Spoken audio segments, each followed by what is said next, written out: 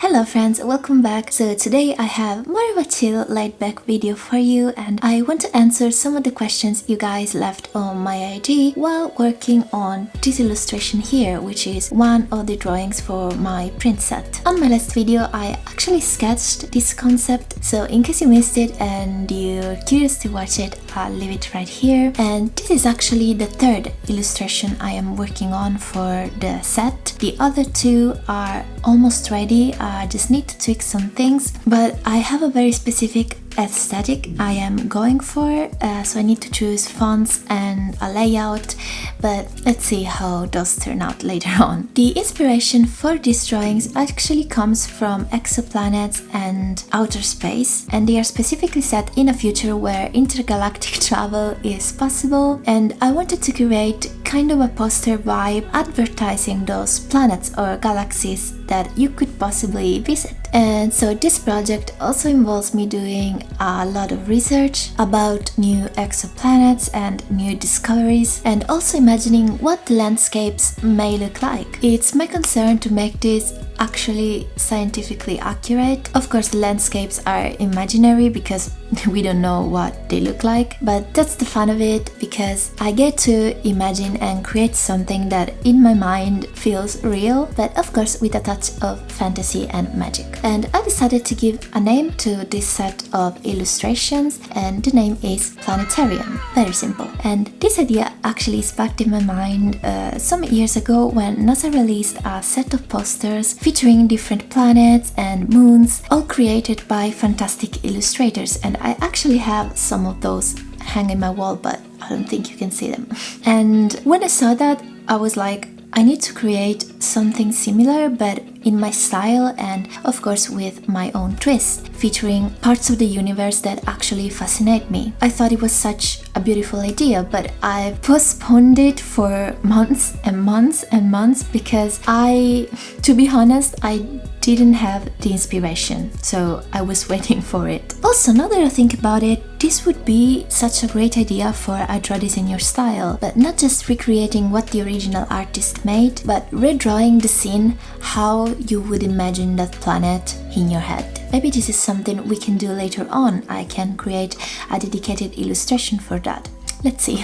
This project has also been a good practice for me because, as you probably know, backgrounds are my weakness and I'm really not the best at them. I am mostly a character designer, so that is what I usually focus on. But I really wanted to have beautiful, magical backgrounds for these pieces because they deserved it, so I really practiced a lot. And I think I found a style I actually enjoy when it comes to backgrounds, and it's actually hard because if you draw in a certain style, not necessarily that style will suit props and landscapes and a background in general, and that's what I always found with my art personally. That's why I didn't really like how my backgrounds turned out. So I was like, I need to find a way to draw backgrounds that still is complementary to my style, but I need a different process. So first of all, I started drawing my backgrounds first. Of course, I do the sketch of the entire artwork beforehand normally, but then instead of jumping straight to the character, I will color and render the background first. And that has made a world of a difference in my art, I find. I encourage you to try it too if you're struggling with backgrounds and see if that is more comfortable to your final result. I was approaching the background like I was approaching a character,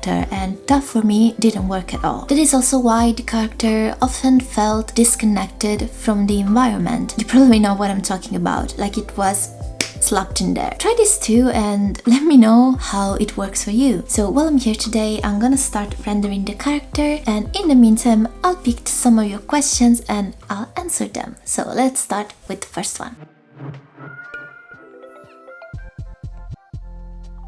Okay, first question. Did you update to the new iOS? I heard that on older iPads it tanks performance and slows them down. And the answer is no, for the exact same reasons. My iPad is an older model from late 2018 and it works perfectly as for now, so I don't feel the need to upgrade the system. Unfortunately, the problem with older models losing their performance is there, and I don't want that to happen to my iPad because this device, I use it for work, and although I know that eventually it will become obsolete at a certain point, I just wish to make the most of it for as long as I can. I do not believe in upgrading tech too often, or worse, every year. I really think there's no need, of course, if that specific piece of tech is still working perfectly, like in my case. And although I'd love to try the new iOS, I didn't even upgrade to the new Procreate, to be honest, because again, I don't feel the need. I've heard of some users who had many issues with older iPad models and the new Procreate, so I prefer to keep it like this and knowing that it works as it's supposed to. I also have to admit that I am very curious about the new iPads with that laminated screen and the new Apple Pencil Pro. Sounds so much fun with all the new features, but of course those are kind of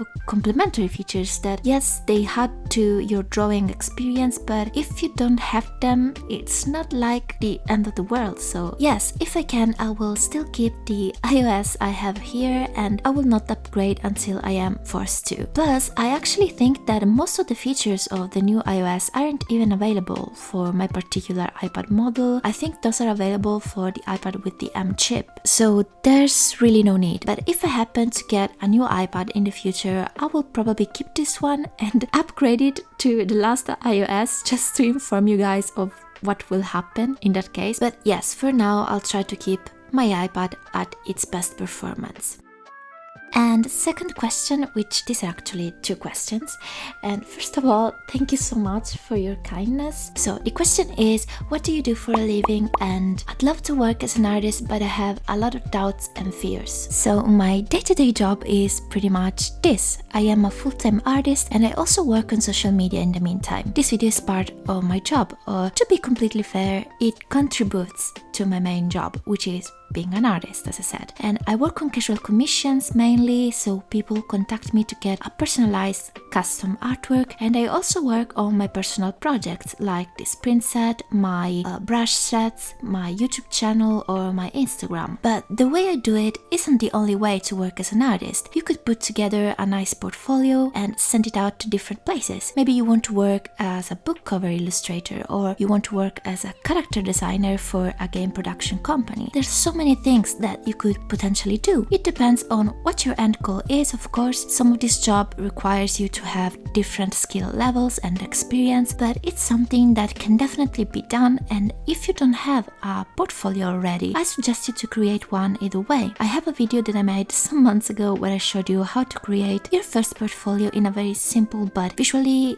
compelling way. I'll put it right here so you can watch it later if you're curious. And obviously there's social media, which is what I focus on the most. In my case, because I really love content creation, I love video making, my job branches on other crafts as well that I really want to implement. Personally, right now I am focusing much more on YouTube because I feel like it's the best place in the internet as of now. I actually think that it has always been the best social media platform for different reasons. And besides the job part, this channel is a comfortable place for me because I get to share a little bit more of myself and my mind and what my thinking process is, versus the simple post where you only have a small caption to interact with your followers. I totally get feeling scared because there has always been an aura of insecurities surrounding jobs that are art related, and I'm not gonna lie, my parents too, when I was a kid and it was clear my inclination was towards a creative job, they were very worried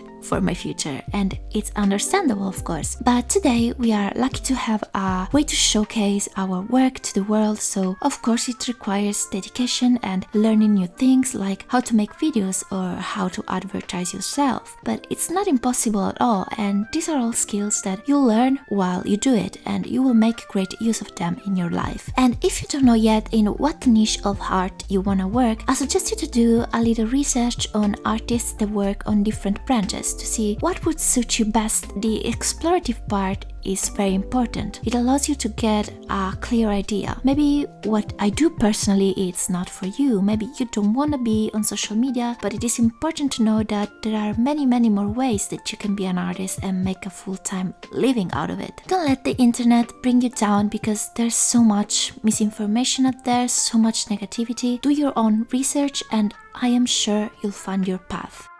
What's your favorite traditional medium? This is a question I got on my DMs some time ago, and as of now I would say I am loving two mediums in particular. Watercolors, which you know of course because you've seen me use them in the past, and I discovered a newfound love for oil pastels. Now oil pastels are very tricky because it's hard to master the technique, but at the same time they are very forgiving because you can blend, you can cover a mistake very easily. It's really nice, and I found this old set by Faber-Castell that I had laying around since I was probably 16, and these aren't that great. They are a little bit too dry for my liking, also because I saw other artists' videos to get an idea, and the best oil pastels out there are very soft and creamy like the Sennelier and Paul Rubens, but the Sennelier ones are very expensive, so I don't feel like getting a set of those right now since I am still practicing, because I want to master it a little bit before, you know, going all in. So I will probably get a Paul Rubens set, which is considered kind of a Sennelier dupe. I've had this in my Amazon cart for like a month because I'm very indecisive. If you know a nice brand of oil pastels that you've tried and love, please let me know in the comments below. But yes, I've seen a lot of good reviews of the Paul Rubens. I think both watercolors and oil pastels are great to create nice landscapes, and this links to the topic I talked about at the beginning of the video, and it would be really nice to do some mixed media pieces where you make the background in oil pastels and then design the character digitally and do the rendering digitally. I think it would be very nice.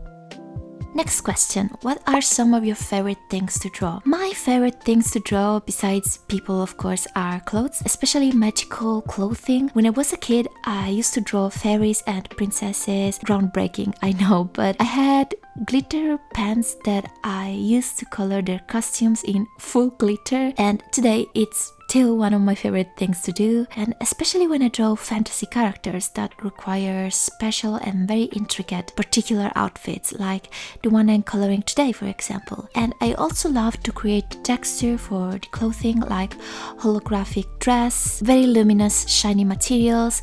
That is one of my favorite things. That's also the reason why I created most of my brush sets. I also love to draw eyes. I think eyes are one of the most important things when it comes to characters, of course, and in my case and in my particular style, I concentrate a lot on eyes. I am one of those artists who has several steps for coloring and rendering the iris, and I also have a full in-depth tutorial. If you want to watch it, I'll leave it here. But since I got this question, I want to ask the same to you. What is your favorite thing to draw? Leave it in the comments below because I am very curious. How to draw hair? This is another question that I get a lot. Now, hair isn't just a matter of style, because once you learn the basic, you can then stylize it. Most beginner artists have the stiff hair syndrome, or the block hair syndrome. It's the way I like to call it. It's when the hair feels like a unique piece of material instead of being made of little strands. And the answer today might sound weird, but to make drawing hair feel natural, you need to stop overthinking. Like when you make a line, for example, do not redo it 100 times. Try long, fast strokes and let the hand flow instead of structuring it too much. Unless, of course, you are doing a very particular hairdo, for example, like the one in today's drawing. And coloring follows the same rules. One thing beginner artists often lack is depth, and hair might look very flat because you didn't have enough shadows in there. So don't be afraid to pick a darker color and really go in with the shadows, because that's what gives dimension to the hair strands. And when you do the shadows, don't be afraid to use sharper brushes. I actually suggest you to practice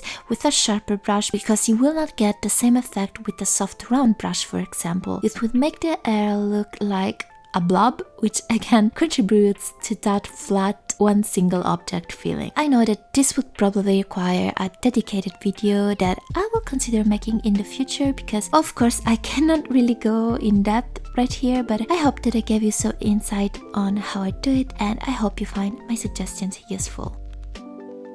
This is a question split in 3 parts, and it's actually from one of my lovely clients. And the first part is about heart block and how I deal with it. I made different videos where I talked about this topic in particular, so I'm gonna skip it for now because I don't want to sound boring and redundant, but I'll link the videos below if you're curious about that particular topic. And I'm going to move into the second part, which is how do I handle the artist community, social media in general, and growing on social media. About the artist community, to be honest, short answer, I don't really handle it, in a sense that I am a person that isn't very social on social media.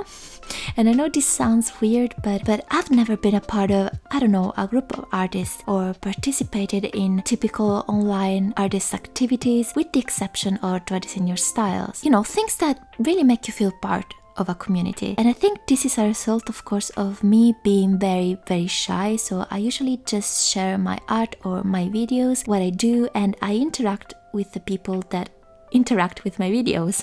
I hope that makes sense. Or sometimes I leave comments on another artist's work that I really enjoyed, and that's where my social media experience stops. But indeed, I see, for example, other artists that really feel like they are a part of something and engage in every discussion and are very, very involved in the community. Or when they speak and express an opinion, they usually do it as if the entire artist community is speaking. And to be fair, I don't really feel that way. I've always considered myself a single person with her opinions, and I never feel like speaking on behalf of other artists, because I actually don't think that we should all have the same view of the world. Only because you're an artist like me doesn't mean that you have to think the way I think. And this is something that makes me a little bit uncomfortable about the concept of communities on the internet. I don't know if it's just me having this impression, but it's like it appears that if you're a part of a community, then you have to conform to a certain view of thinking, which is something I definitely don't want to. And